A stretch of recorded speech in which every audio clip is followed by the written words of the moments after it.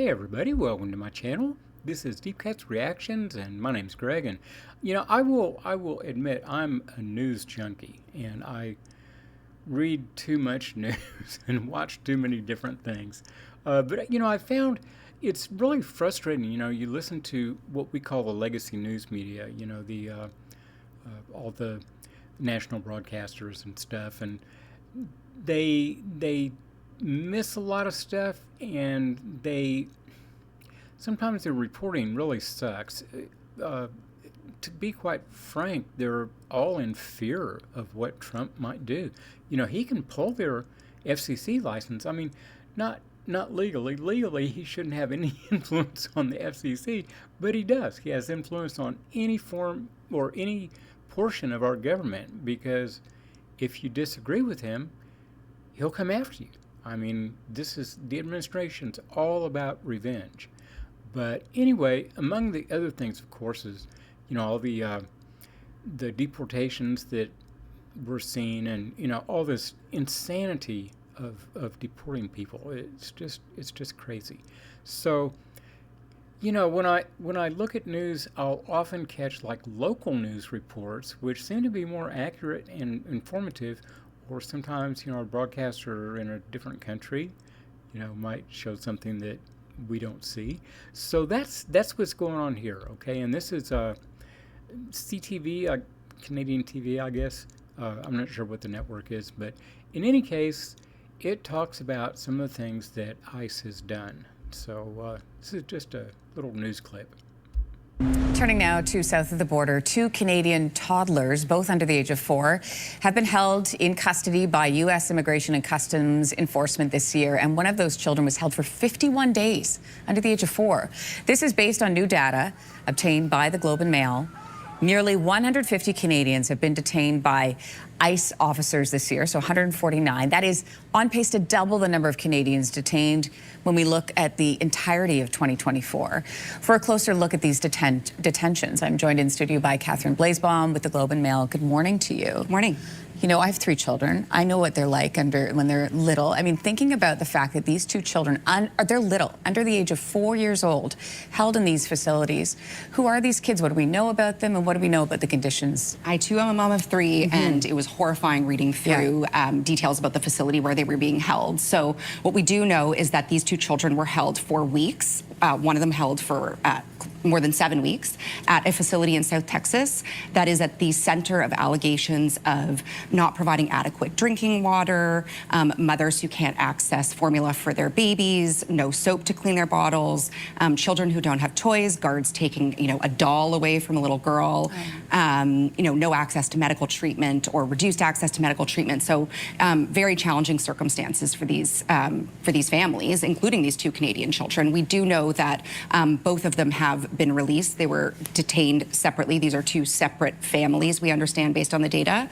Both detained in May, one released a couple weeks later, and then the other one, the data showed that this person and their grown-up, along with another child, were released in mid-July. Do you know why they were detained, like what the reason was? What we do know, based on the data analysis, is that they were detained with what appear to be grown-ups. We don't know if they are their mothers, but in the case of one of the children, it was a Bolivian mother.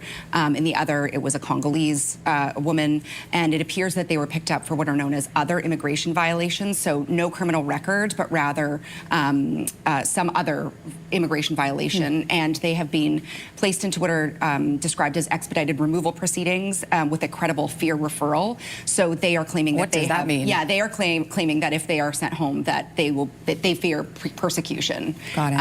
And now, we don't know what happened to them. We don't know where they are. We are actively trying to find them. They're just one of many people who are being held right now. Speaking yeah. of many people, how many Canadians are still in custody?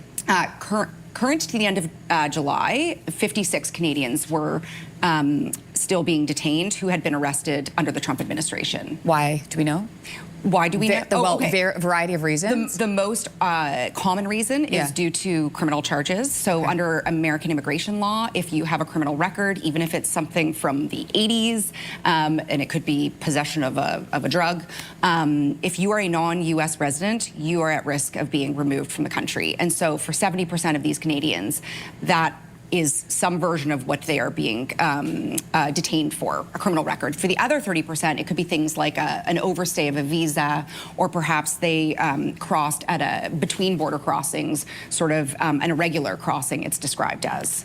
Where are they being held, these Canadians? These Canadians are being held across, it was a lot of data analysis. Shout out to Mahima at the Globe and Mail. It was crazy. As you can see on this map, they are spread across 34 facilities in the United States, concentrated in the South. These include privately run facilities, county jails, state prisons that are not meant to hold immigration detainees, but under the Trump administration have entered into agreements with ICE to hold people like these Canadians. What kind of action has Global Affairs Canada taken? That's a great question, and it is entirely opaque. We have asked them time and time again, ever since a Canadian died in custody at the end of June in Miami. All that they will really say is, we are providing consular assistance. We can't tell you anything else, citing privacy concerns. They wouldn't even give us a snapshot of where these people were located, or a range of age, or anything that might give any indication of who these Canadians are. And that's why it took us going through data that was obtained through Freedom of Information litigation by people in the United States through litigation to figure out where the Canadians are. Really unbelievable. Thank you for amazing reporting, Catherine Blaisbaum with the Globe and Mail. We appreciate your time. Thanks for having me. If you like that. See, and this is just typical shit, just absolutely typical. They had to go through a lot of trouble to find out where these people were.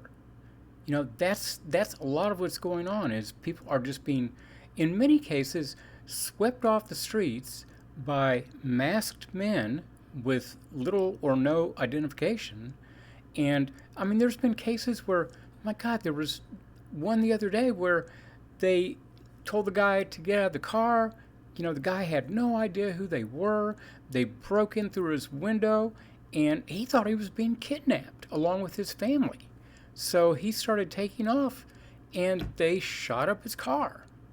It's just, and then later he gets home and calls police and reports an attempted kidnapping and carjacking. So that's what's happening. And then the people go into detention somewhere. You don't know where they are. They're transferred out of state. You can't find them. It's really hard to get any information whatsoever. And people can argue long and hard about whether, they're in violation of U.S. immigration law or whatever. A lot of them are not at all. But to me, the whole issue is the conditions they're being held in, the fear and brutality that is part of what the government is trying to get across. They want people to be afraid, and they are. They are. It's wreaked havoc on the economy of a number of cities in the U.S., because people don't want to go to work, don't want to go to church, don't want to go to school, because they may get swept up and deported. And right now, they can deport somebody to a third country. They've deported people to South Sudan that were from some other totally different country, but they deported them there. God knows what happened to them after they got there, but in any case, it's just insane. And I've tried to find out how many Australians are being held. I can't find out. There's the information is just so opaque. And, among other things, that's one of the problems, is you can't find out jack shit. So anyway, I just wanted to run this. I ran across this earlier this morning and decided, no, this goes up on the channel. It's not music, but yeah, some people may want to know. So anyway, I'll be back in a minute, and hit like, subscribe, and all that, and we'll see you all then. Bye-bye.